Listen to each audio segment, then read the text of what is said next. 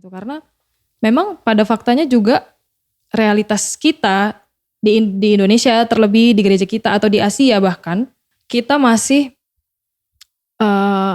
ada di tahap julid mungkin kalau dibilang anak zaman sekarang, kita masih ada di tahap judging. Ya. Menghakimi orang lain tanpa tahu kebenarannya, menghakimi orang yang bahkan bunuh diri misalnya, menghakimi orang yang, boleh gak gue sebut LGBT? Iya, boleh.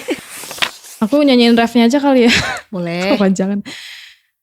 रब की होवे सन्ना हमेशा, रब की होवे शन्ना, रब की होवे शन्ना हमेशा, रब की होवे शन्ना. Shalom Bapak Ibu teman-teman penonton setia channel YouTube dan Spotify HKBP. Bertemu lagi dengan saya Neti Pasaribu dalam podcast HKBP.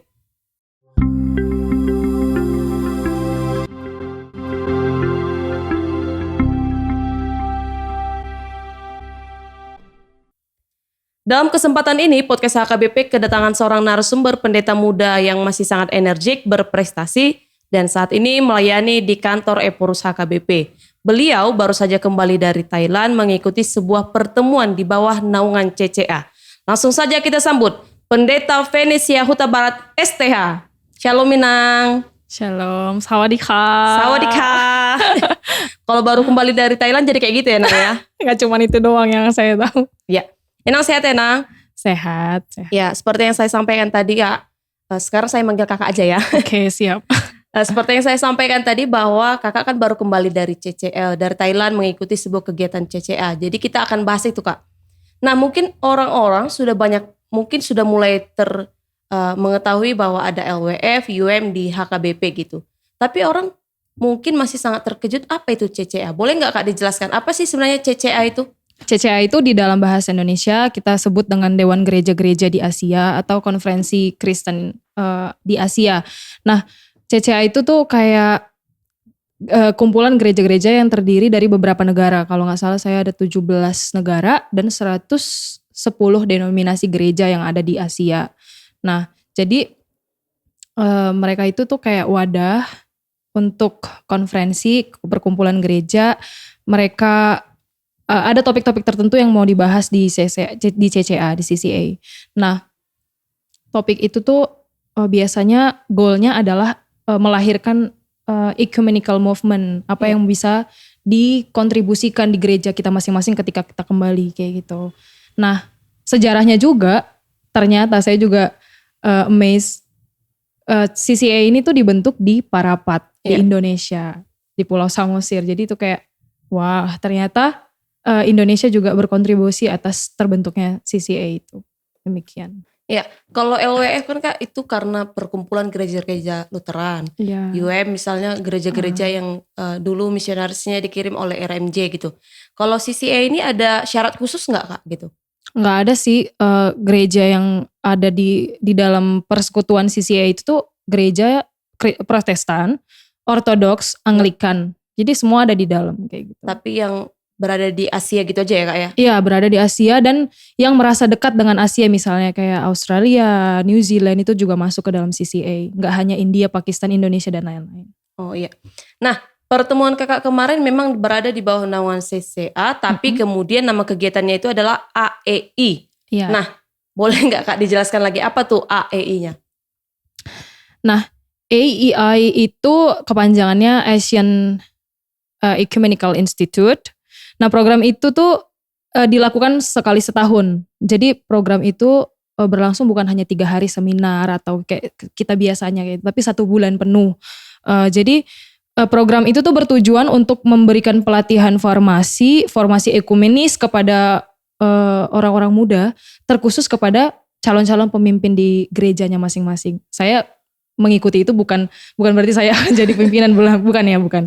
Nah tapi itulah tujuan program AEI itu untuk memberikan pelatihan formasi ekumenis, memberikan pelatihan untuk pengembangan kepemimpinan bagi calon pimpinan di gereja dan ukumenis di global ya, nggak hanya di gereja kita kayak misalnya HKBP gitu.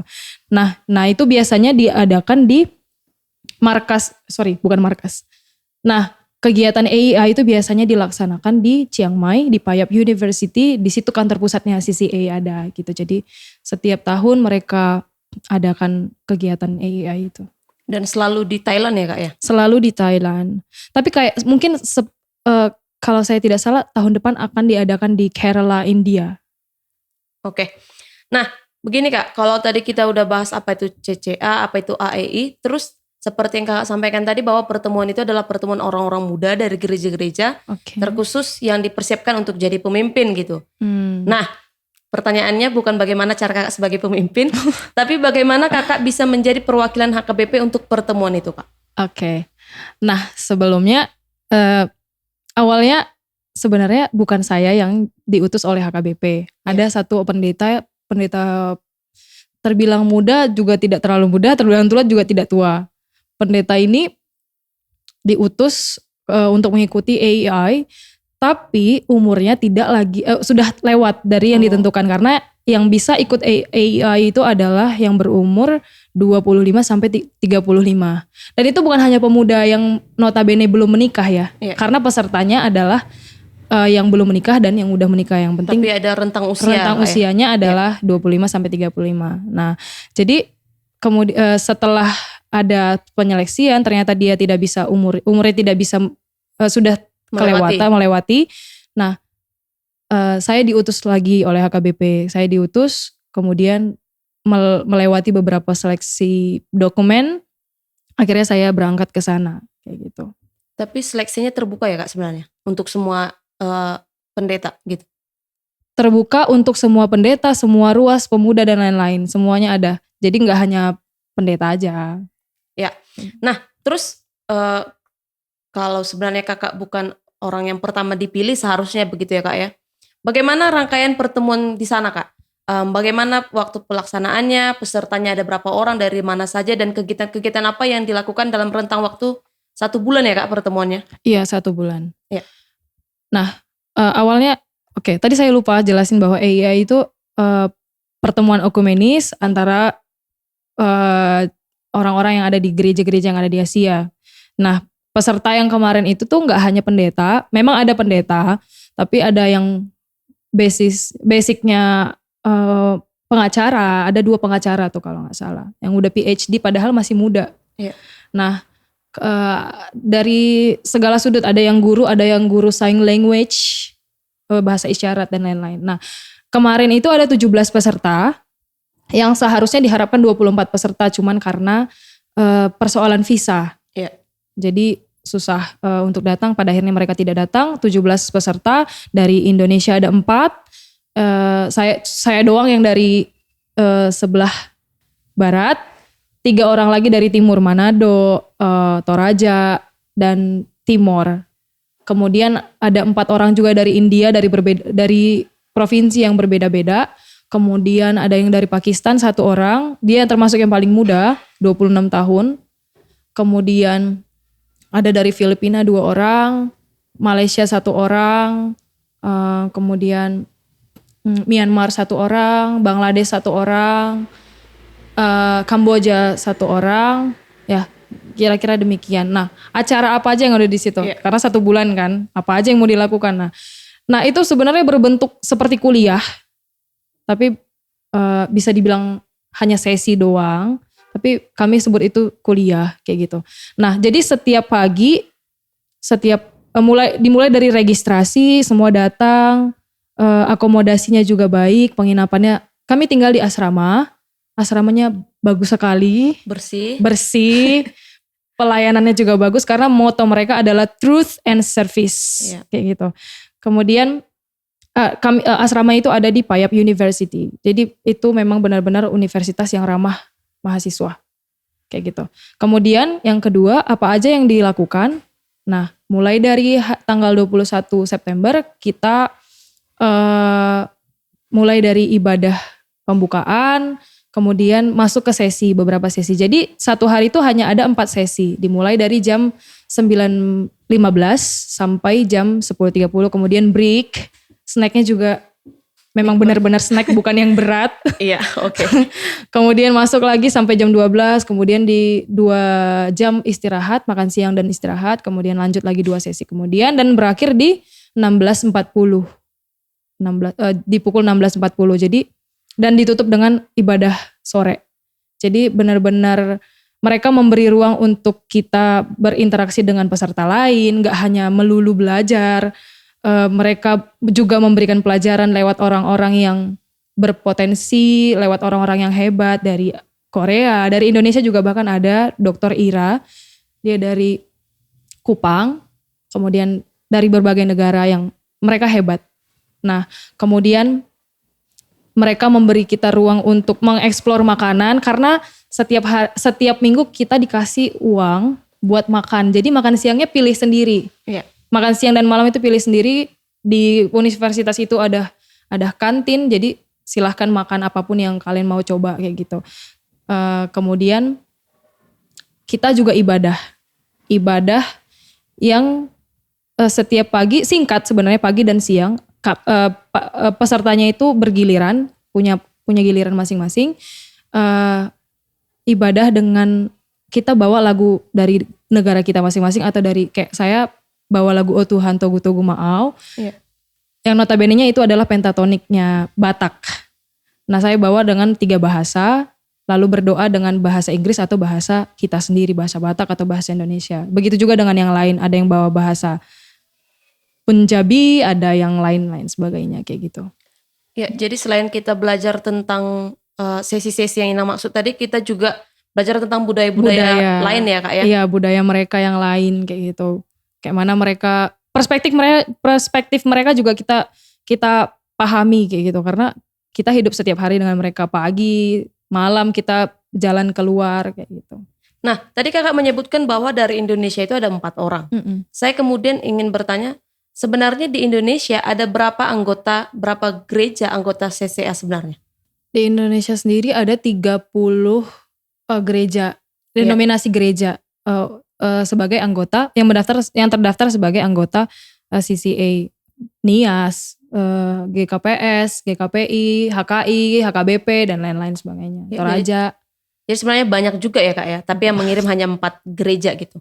Banyak. Mungkin mereka kirim undangan ke bishop gereja masing-masing, ke masing-masing denominasi, tapi mungkin yang membalas cuma 4 karena notabene kan gereja yang harusnya membiayai kayak gitu. Iya.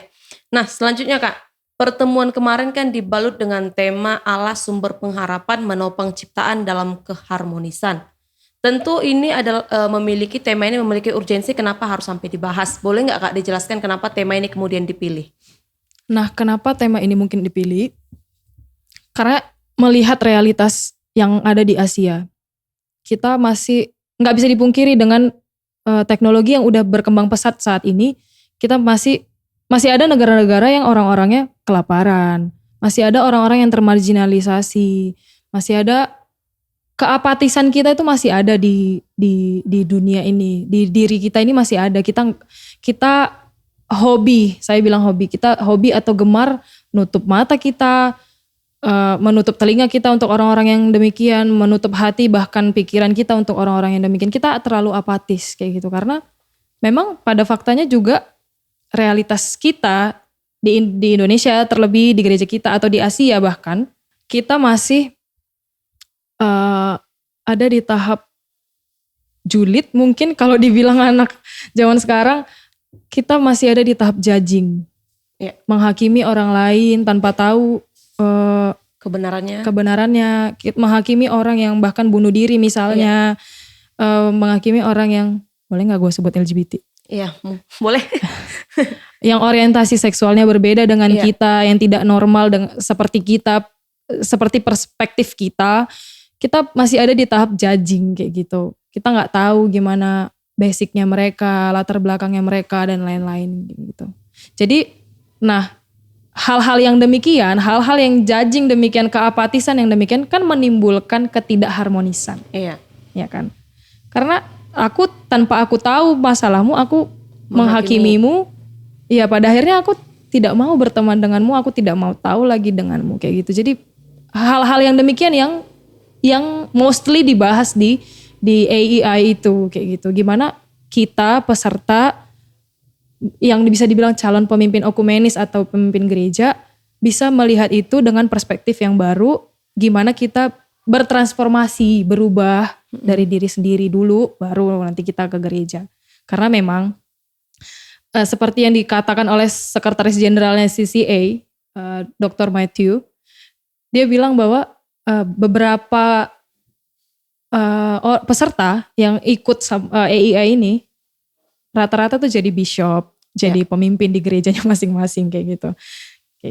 Jadi Inang kedepannya jadi apa? Nggak usah. Saya jadi pendeta yang baik saja udah cukup. Oke. Kalau tadi kan temanya Allah menopang untuk menciptakan keharmonisan, lebih kurang seperti itu ya Kak ya. Nah, ada nggak topik khusus yang dibahas terkait tema-tema tersebut? Topik khususnya menurut aku sih bertransformasi. Ya. Yang bisa dari transformasi itu melahirkan ecumenical movement, action. Jadi kita nggak cuman teori doang di sana, tapi gimana kita beraksi, buka mulut, buka telinga, buka mata buat orang-orang lain kayak. Nggak hanya buat orang lain, tapi untuk ciptaan juga. Karena tumbuhan itu juga ciptaan, nggak hanya kita yang diciptakan di muka bumi ini kan. Gitu. Jadi keharmonisannya untuk seluruh ciptaan untuk ya Kak? Untuk seluruh ya? ciptaan. Even itu binatang, hewan, itu tuh perlu kayak gitu. Ya. Saya sedikit tahu Kak bahwa di pertemuan kemarin tuh ada beberapa hal yang dibicarakan, misalnya ekologi, LGBT, nyanyian dan lain-lain. Nah, kita mau bahas satu nih Kak. Kakak pengennya apa? Apa ya? Musik mungkin. Mostly dari semua sesi saya suka musik. Saya mungkin karena memang passionnya di situ. Ya.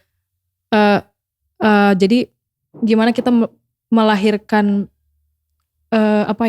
himnal yang bisa benar-benar menyentuh. Jadi kita nggak nyanyi doang, kita kan biasanya nyanyi aja gitu, tanpa jarang kita sadar atau terkoneksi dengan orang lain ketika kita bernyanyi. Benar, kita jarang terkoneksi dengan ciptaan yang lain ketika kita bernyanyi. Nyanyi aja gitu kalau di ibadah kayak gitu. Tapi yang saya rasakan benar-benar terkoneksi dengan siapapun, terkoneksi dengan apapun ketika saya bernyanyi kayak gitu. Karena memang lagunya bagus-bagus, sesuai konteks kita.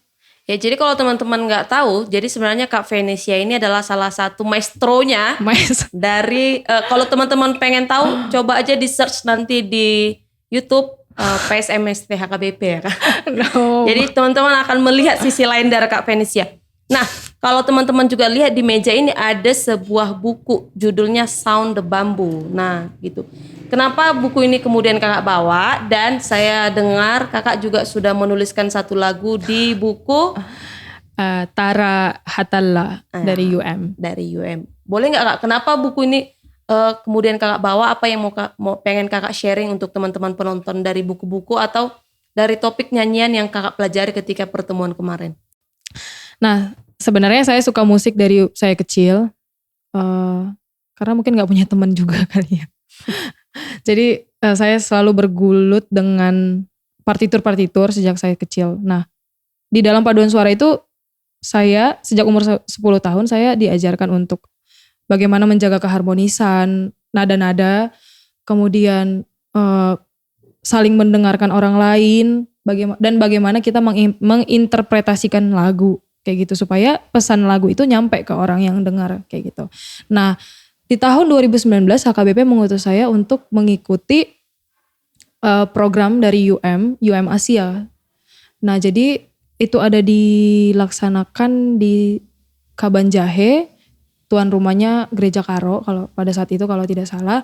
Kemudian kami diajari oleh Ken Stephen, komposer Indonesia yang juga hebat.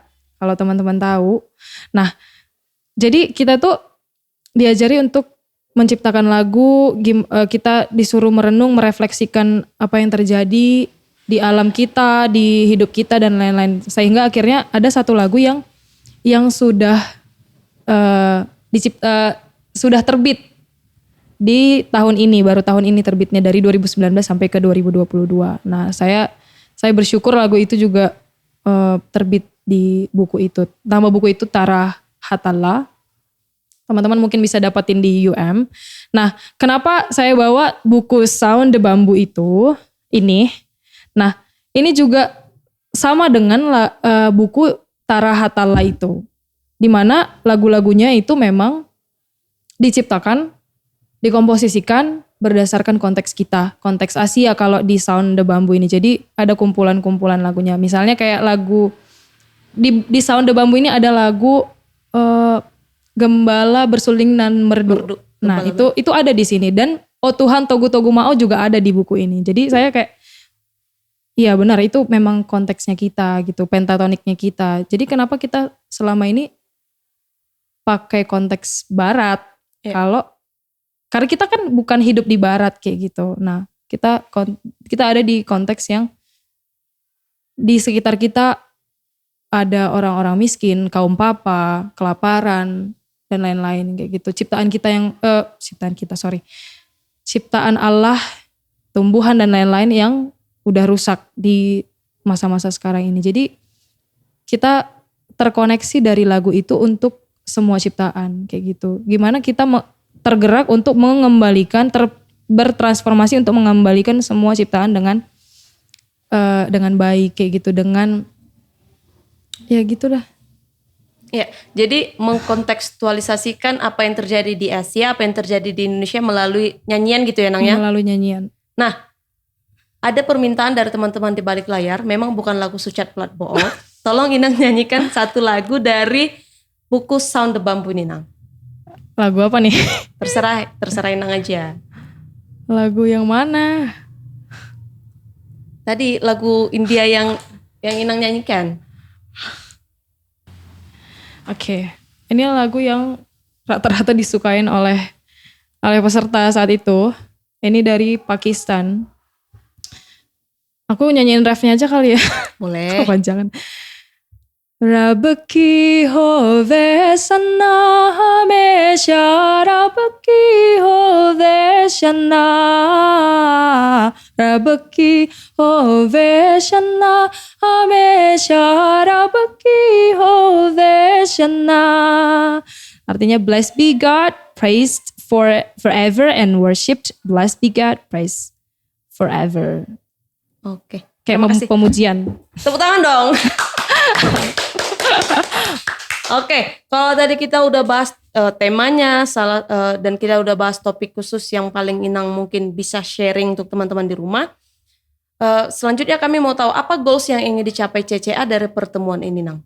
Nah, goalnya apa? Yang pertama tentunya melahirkan kepemimpinan yang lebih baik dari dalam gereja dan di global ekumenis. Yang kedua adalah gimana bertransformasi, membaharui diri dan melahirkan ecumenical movement. It means action ya. Yeah. Gimana kita udah tahu nih realita yang ada di Asia. Nah, gimana kita bertransformasi untuk bisa hadir untuk mereka kayak gitu. Ya, untuk ciptaan, untuk orang-orang kayak gitu. Gimana kita melakukan aksi misalnya dari sudut apa nih ya? Ekologi kali ya? Iya, oke. Dari sudut ekologi. Lihat di India masih belum terpelihara ya kebersihannya. Yeah. Ketika saya di Thailand, di Chiang Mai khususnya, lingkungan itu bersih banget. Mereka peduli. Yang kedua, kita lihat Indonesia. Memang di Indonesia nggak semuanya kotor. Yeah. Tapi adalah beberapa tempat yang kesadarannya kita masih di bawah rata-rata kayak gitu. Jadi padahal saya pernah, misalnya gini nih, saya pernah bahas tanah. Ketika saya kuliah, saya bahas tanah itu bisa memulihkan dirinya sendiri. Tapi apa salahnya kalau kita yang bantu? Kita sama-sama ciptaan dong. Nah, tapi apa? Kita gak sadar kita buang sampah. Sampah plastik itu nancep di tanah. Dan itu butuh waktu untuk tanah, butuh 400 tahun untuk tanah mengurai sampah itu. Nah, kesadaran kita tuh masih di bawah rata-rata banget. Kita merasa kita di atas segalanya kayak gitu. Jadi Goalnya apa? Ya goalnya sadar, ajak orang lain. Pertama diri kita sendiri dong, Iya. kayak gitu. Kalau ditanya apakah aku udah melakukan goal itu, melakukan aksi itu, bukan goal, aksi. Ya udah, pastinya udah karena saya punya kesadaran. Saya bukan di atas ciptaan yang lain. Nah, sekarang tugasnya adalah ajak orang lain kayak gitu. Ya kalau orang lain tidak mau diajak atau tidak mau tahu ya kita yang lakukan kayak gitu. Emang impuls ya, seperti impuls yang tergerak dari diri kita sendiri, bukan karena orang lain yang suruh atau karena kita takut, bukan. Nah, setiap pertemuan kan Nang sebenarnya memiliki goals gitu. Tapi saya seperti yang tadi aku tanya sama Inang bahwa CCA ini adalah kumpulan gereja-gereja yang di Asia atau yang merasa dekat dengan Asia. Artinya tentu gereja-gereja tersebut memiliki doktrin-doktrin atau dogma-dogma yang berbeda begitu. Nah, dari pertemuan itu ada nggak hasil-hasil pertemuannya yang kemudian menurut Inang bisa diterapkan dan yang menurut Inang masih sedikit bertentangan dengan dogma dan doktrin di HKBP? Ya pastinya ada yang bertentangan, ada yang bisa dilakukan. Misalnya ya soal ekologi lah kayak gitu. Iya. Kita jangan terlalu banyak bicara soal teori ke orang lain. Kita harus bersihkan lingkungan, kita harus begini dan lain. Tapi aksi kita nggak ada. Kita bahkan buang sampah sembarangan, kita bahkan nyuruh orang lain untuk melakukan itu karena kita merasa kita di tempat yang tinggi dan orang lain yang di bawah kita pantas untuk melakukan itu kayak gitu. Kemudian dari sisi orientasi seksual, nggak hanya itu, banyak orang-orang yang termarginalisasi. Mereka itu termasuk orang-orang yang termarginalisasi. Nah, pertentangan dong dengan dogma kita, Iya. karena kita tahu di RPP kita bahwa kita belum menerima orang-orang yang demikian, kayak gitu. Kita masih konservatif untuk hal-hal yang demikian. Tapi ada satu yang perlu diperjuangkan, haknya mereka sebagai manusia, itu aja, kayak gitu. Kita masih ada di tahap itu, setidaknya kita masih bisa melihat bahwa mereka adalah ciptaan Allah. Mereka, walaupun mereka berbeda orientasi, tapi kita bisa melihat, bisa menerima mereka, bisa mendengarkan latar belakang mereka misalnya dan lain-lain. Kita perlu dengar kayak gitu. Nah, jadi kalau pertanyaan ada sejauh mana hasil pertemuan itu bisa diaktualisasikan di HKBP, menurut saya bisa diaktualisasikan. Kita punya anggaran yang baik, kita punya orang-orang yang brilian, dan menurut aku setidaknya kita mengurangi seminar-seminar, tapi lebih ke aksinya menurut aku ya, kayak gitu. Ya, pertanyaan terakhir nih Kak, sebagai pendeta yang dipercaya HKBP untuk mewakili HKBP dalam pertemuan CCA tersebut, apa yang ingin Kak sampaikan kepada penonton di rumah tentunya terkait hasil-hasil dari pertemuan itu agar bisa kita kerjakan bersama gitu Kak? Silakan Kak. Selaku perwakilan HKBP apa yang bisa diterapkan? Iya. Banyak hal yang sesungguhnya bisa diterapkan. Walau ketika itu mereka tanya, stafnya tanya ke saya, apakah apa yang bisa kau terapkan di gerejamu? Iya. Saya bilang, apalagi feminis dan lain-lain kayak gitu, terkait LGBTQAI itu juga dan lain-lain. Saya bisa terima semua pengajaran, saya bisa belajar cepat, tapi untuk mengaktualisasikan itu sebenarnya susah. Nah, tapi ada beberapa hal yang mungkin bisa disumbangkan, misalnya seperti amal lansia kali ya, Iya. atau beberapa hal lah kayak gitu. Karena kita selalu tertuju kepada seminar, workshop, habis itu udah kita nggak tahu impactnya apa. Nah, misalnya gini nih, saya ada lihat satu negara yang punya gereja untuk para lansia. Lansia kita ini nggak terbatas di mereka udah tua, sudah gogo, nggak ada lagi kekuatannya dan lain-lain, enggak. Tapi kan ada yang misalnya demensia, Iya. ada yang Alzheimer dan lain-lain, bahkan sering lupa kan karena ya memang bawaan tua. Nah, apa yang bisa kita lakukan? Nggak ada, kita marah, jadikan itu beban, Iya. ya kan? Nah, tapi ada satu yang memang benar-benar bikin saya berpikir, kenapa ya di gereja kami yang sebesar ini kami bahkan nggak memperhatikan hal yang kecil kayak gitu. Misalnya ada satu rumah, ada satu gereja yang atau unit lah kita bilang, karena kalau gereja mungkin susah ya untuk orang-orang yang demikian. Ada satu unit yang mengumpulkan mereka, lalu diajarin gimana, apa solusi untuk bisa meredakan Alzheimer ini, lupa ini, demensia dan lain-lain segala macamnya. Misalnya kayak senam, kita memang udah bikin senam tapi yang lain enggak. Misalnya bercocok tanam di dalam ruangan yang kecil-kecil aja kayak gitu, atau bikin mereka banyak hal lah yang bisa kita gunakan. Mungkin saya bisa kasih materinya untuk orang-orang yang mungkin berniat dan punya tertarik atau punya kuasa untuk melakukannya gitu. Karena saya tidak. Iya. Jadi seperti yang Inang sampaikan tadi, Inang bersedia memberikan materinya. Jadi kalau ada teman-teman penonton yang ingin meminta materinya, boleh menjumpai Inang di mana, Nang? Silakan, Nang. Sosial medianya mungkin. Iya, di Instagram juga boleh, di Facebook juga boleh, dan lain-lain sebagainya juga boleh. Atas nama Venesia Sarah Laura Huta Barat. Nah, aku nanya nih ya, karena kan gak hanya, Neti mungkin adalah hostnya, podcasternya saya saat ini. Menurut Neti sendiri apa itu spiritualitas? Waduh, bagaimana penonton di balik layar? Iya, sorry, ngikutin Tandika. Nah, jadi spiritualitas, ngomongnya aja susah kan, apalagi melaksanakannya. Nah, itulah pandangan saya. Apa coba? Ya, jadi spiritualitas itu menurut saya adalah hubungan saya ke Tuhan dan pengaktualisasian saya kepada sesama yang diciptakan. Menurut saya itu sih, Kak. Iya, benar sih. Tapi memang aku belajar bahwa spiritualitas itu ternyata nggak sekedar ibadah, nggak sekedar komunikasi kita ke Tuhan, nggak sekedar itu, tapi yang kayak dibilang Neti tadi, action untuk orang lain. Gimana spiritualitas itu jadi impuls untuk kita ke orang lain, ke ciptaan yang lain kayak gitu.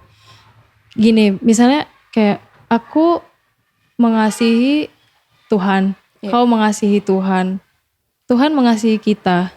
It means aku punya hatinya Tuhan, kau punya hatinya Tuhan, Tuhan punya hatinya kita.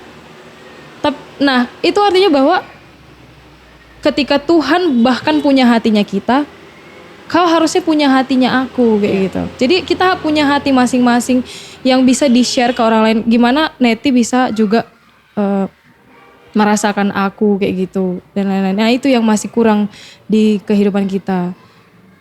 Satu hal lagi juga, spiritualitas itu gimana kita nunjukin spiritualitas kita itu lewat aksi, bukan lewat kita nggak pernah absen ibadah misalnya. Tapi bukan saya nyuruh kita nggak ibadah, bukan. Tapi kelihatan dari aksi kita gimana kita mau dengerin orang lain, karena itu memang hal yang paling basic kayak gitu di kehidupan kita.